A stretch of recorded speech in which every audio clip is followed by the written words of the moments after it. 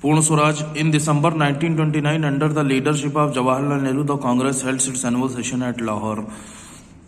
दिसंबर 1929 में जवाहरलाल नेहरू के नेतृत्व में लीडरशिप में कांग्रेस की लाहौर में एनुअल सेशन हुआ, वहां मीटिंग हुई। The objective of this session was to attain complete independence. मुख्य लक्ष्य इस मीटिंग का यह था कि पूर्ण स्वतंत्रता पानी थी, पूर्ण स्वराज जिसे कहते हैं। Lahore session decided to celebrate independence day all over India on 26 January 1930। Lahore में जो मीटिंग हुई उसमें यह फैसला लिया गया कि पूरे देश में जो स्वतंत्रता दिवस है वो 26 जनवरी 1930 को मनाया जाएगा। The tricolour was hosted eight many places on that day. उस दिन बहुत दिनों पर तिरंगा भी होस्ट किया गया। During the Lahore session the Congress working committee also authorised Mahatma Gandhi to launch a programme of civil disobedience. Lahore session में कांग्रेस की जो काम करने वाली कमेटी थी या ग्रुप था लोगों का, ऑल्सो अथॉराइज्ड महात्मा गांधी, उसमें महात्मा गांधी को यह अधिकार दिया गया to launch a programme of civil disobedience की वो सविनय अवज्ञा का एक कार्यक्रम लॉन्च करें, which could include non payment of taxes, जिसमें यह कहा जाएगा कि किसी भी तरीके के टैक्स नहीं दिए जाएंगे, with the ultimate objective of attaining पूर्ण स्वराज, जब तक कि पूर्ण स्वराज उनको नहीं मिल जाएगा, ये लक्ष्य उनका नहीं पूरा होगा तब तक किसी तरीके का अंग्रेज सरकार को कोई भी टैक्स पेमेंट नहीं किया जाएगा। सिविल डिसोबीडियंस मूवमेंट देखिए क्या था, सविनय अवज्ञा आंदोलन। On 12 March 1930 Gandhi ji undertook the famous Dandi march. 12 मार्च 1930 को गांधी जी ने बहुत ही प्रसिद्ध दांडी मार्च किया, दांडी यात्रा करी, जिसमें वो पैदल चले थे। Gandhi ji started the Dandi march from his Sabarmati Ashram. Gandhi ji ने दांडी मार्च को अपने साबरमती आश्रम से गुजरात के समुद्र के तटीय इलाका जो था, जो किनारे का इलाका था, वहां से वहां तक किया उन्होंने अपनी ट्रेवल को, मार्च को। Gandhi ji along with his 78 सत्याग्रही, गांधी जी ने अपने 78 सत्याग्रही लोगों के साथ कोस्ट पर पहुंचे and broke the salt law, वहां पर नमक का कानून उन्होंने तोड़ दिया। This salt satyagraha started the civil disobedience movement. इस नमक सत्याग्रह को शुरुआत के साथ ही सविनय अवज्ञा आंदोलन शुरू हो गया। The detail plan of civil disobedience movement included, बहुत ही विस्तार पूर्वक जो इसकी प्लानिंग थी सिविल डिसोबीडियंस मूवमेंट की, उसमें शामिल था salt satyagraha to start wherever possible, salt satyagraha करना था जहां भी संभव हो सके। Boycott of foreign clothes and liquor, विदेशी कपड़ों का और शराब का बहिष्कार करना था, यानी उसे देश से बाहर निकालना था। Non payment of taxes, tax को पेमेंट नहीं करना था किसी भी तरीके का अंग्रेज सरकार की। बॉयकॉट ऑफ कोर्ट्स, अंग्रेजों के जो कोर्ट्स थे उसको बॉयकॉट करना था। Lawyers to give up practice, उस समय के जो कानून थे, वकील जो थे उन्होंने अपनी प्रैक्टिस को छोड़ दिया। गवर्नमेंट एम्प्लॉयज टू रिजाइन, और जो सरकारी एम्प्लॉय थे उन्होंने भी इस्तीफा कर दिया। सरकारी एम्प्लॉय यानी जो इंडियन गवर्नमेंट, भारत के लोग जो गवर्नमेंट एम्प्लॉयज हैं अंग्रेज सरकार के, उन लोगों ने भी रिजाइन करना शुरू कर दिया। All these were done through non violent method, ये सारी चीजें जो हैं वो बहुत ही अहिंसात्मक तरीके से करी जा रही थी, यानी कोई लड़ाई झगड़ा नहीं, सब अपने आप ये सब कर रहे थे धीरे धीरे। The civil disobedience movement saw the participation of every section of the society. Civil disobedient movement में हर तरीके के समाज के लोग जो है पार्टिसिपेट करने लगे, जिसमें महिलाएं और विद्यार्थी भी शामिल थे, यानी स्टूडेंट्स भी शामिल थे। They actively led the boycott campaign, बहुत ही एक्टिवली जो है सभी लोगों ने इस बॉयकॉट कैंपेन यानी अंग्रेज लोगों की जो चीज़ें थी उनको बाहर निकालने के लिए अभियान चलाया। कैंपेन मतलब अभियान चलाया। Against foreign clothes and liquor, विदेशी कपड़ों और शराब के लिए। The popularity of the movement force the British government to take repressive measures. Movement की जो लोकप्रियता थी उसको बढ़ने की वजह से जो अंग्रेज सरकार थी वो मजबूर हो गई इसको ख़त्म करने के लिए।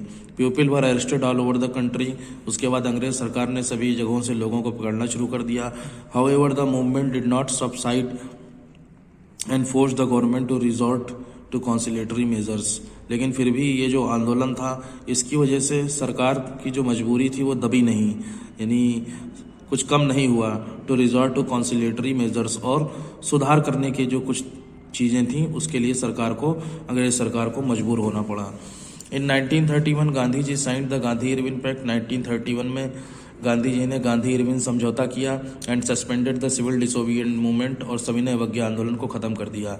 ही also went to London to participate in the second round table conference. उसके बाद वो लंदन भी गए सेकंड राउंड टेबल कॉन्फ्रेंस करने के लिए। Gandhi ji came back without a resolution, वहाँ से गांधी जी बिना किसी रिजोल्यूशन मतलब बिना किसी हल के वापस आ गए एंड रिन्यूड द मूवमेंट, और फिर से उन्होंने आंदोलन को शुरू कर दिया। ब्रिटिश गवर्नमेंट अरेस्टेड हिम, अंग्रेज सरकार ने उनको कैद कर लिया। मैम सौरभ सर से मिल लीजिए वहाँ पे, सौरभ सर से मिल लीजिए, वहाँ बैठे हैं।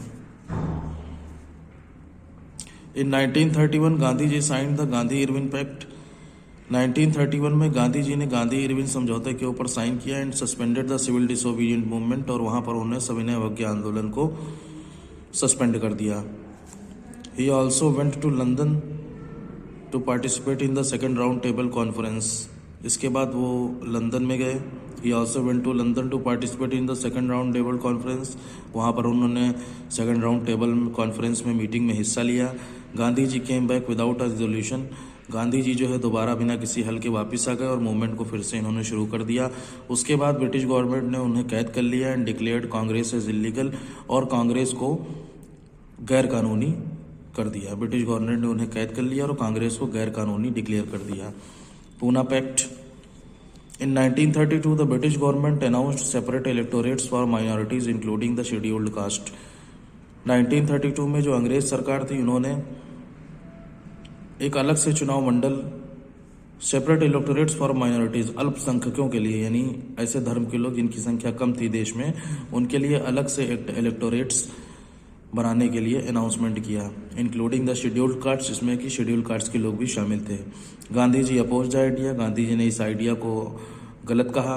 ही signed a pact with doctor B R Ambedkar in Poona. इसके बाद उन्होंने डॉक्टर बी आर अम्बेडकर के साथ पूना में एक समझौता के ऊपर साइन किया। This is known as the Poona pact. इसे पूना समझौता के नाम से जाना जाता है। The pact included provision for the upliftment of the scheduled caste. ये जो समझौता था, इसमें ऐसी शर्तें दी गई थी जिसमें शेड्यूल्ड कास्ट के लोगों को अपलिफ्ट करना था, यानी उनको समाज में ऊपर उठाना था, आगे बढ़ाना था। Suspension of civil disobedience movement. The mass civil disobedience was finally suspended in June 1933। बहुत बड़ा ये जन सविनय अवज्ञा आंदोलन जो था, ये आखिरकार जून 1933 में सस्पेंड हुआ। However Gandhi ji suggested the continuation of individual satyagraha. लेकिन गांधी जी ने सजेस्ट किया कि वो इंडिविजुअली सत्याग्रह करेंगे, यानी अकेले ही इसको लगातार जारी रखेंगे। This continued for 8 months। ऐसा 8 महीनों तक चला विदाउट एनी रिजल्ट। इसका कोई परिणाम नहीं निकला। The movement was finally suspended by the Congress in April 1934। इसके बाद ये जो आंदोलन था वो आखिरकार कांग्रेस ने अप्रैल 1934 में सस्पेंड किया।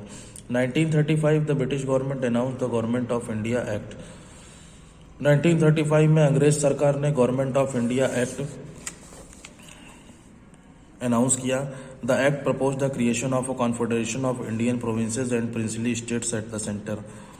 इस एक्ट में, इस अधिनियम में या इस कानून में यह प्रपोज किया गया the creation of A confederation of Indian provinces, यानी भारतीय जो राज्य हैं उनको कॉन्फेडरेशन किया जाएगा, यानी उनको एक किया जाएगा। And princely states at the centre, और सेंटर में प्रिंसली स्टेट्स रहेंगे, यानी केंद्र की जो सरकार रहेगी उसमें प्रिंसली स्टेट्स रहेंगे। जहां पर अंग्रेजों के राजकुमार लोग प्रिंस के रूप में राज करते थे, वो सेंटर के स्टेट्स रहेंगे, और जो भारतीय दूसरे प्रोविंस हैं उनकी कॉन्फेडरेशन बनाई जाएगी।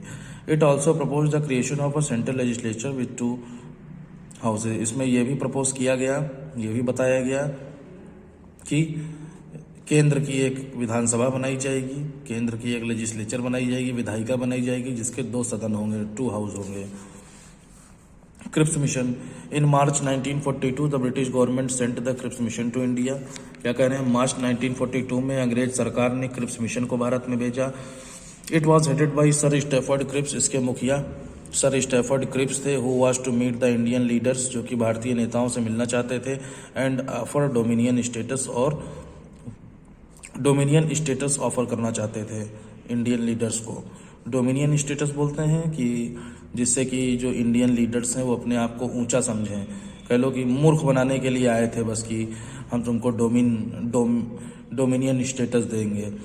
The offer was rejected by almost every party. इस ऑफर को सभी पार्टियों ने रिजेक्ट कर दिया।